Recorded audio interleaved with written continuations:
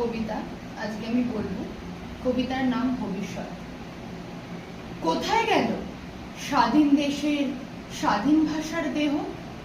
দু এক পয়সায় কিনছে কথা, মান না দিল কেহ। স্বাধীন স্বাধীন গর্জে উঠি, হচ্ছি পরাধীন। আমার ভবিষ্যৎ কোথায়, যার পিতৃ দেহ প্রয়াত হলো, মিটল সাধের ঋণ?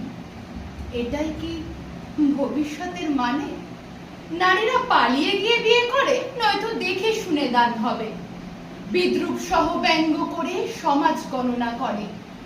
এটাই কি ভবিষ্যতের মানে? শিক্ষা মানে পকেট খালি, অশিক্ষাতেই মাথা মুড়ে নিবি, এমন জ্ঞানী পাবেন। এটাই কি ভবিষ্যতের মানে? রাজনীতিতেই নাম লেখালেই নেতার নেতা হবে। 4-6 মাত্র কাজের লোক রেখো, যাদের ডিগ্রি ঘরে পড়ে। এটাই কি ভবিষ্যতের মানে? MBA থেকে MCOM সব ছুটছে একই দিকে। যাচ্ছিস কোথায়? সরকার থেকে দাদা বেসরকারি হতে। দাদা এখানে বসে আমি এই নেই কারোরই দলে। সংসারটুকু চলছে ধীরে, ওই বেকার ভাতা পেয়ে। এটাই কি ভবিষ্যতের মানে? এই ইঁদুর দৌড়ে গাড়ি চাপা পড়ে মরছে হাজারে লোকে। ও যে লোক নয় গো, আশার আলো নিচ্ছে দিনের শেষে।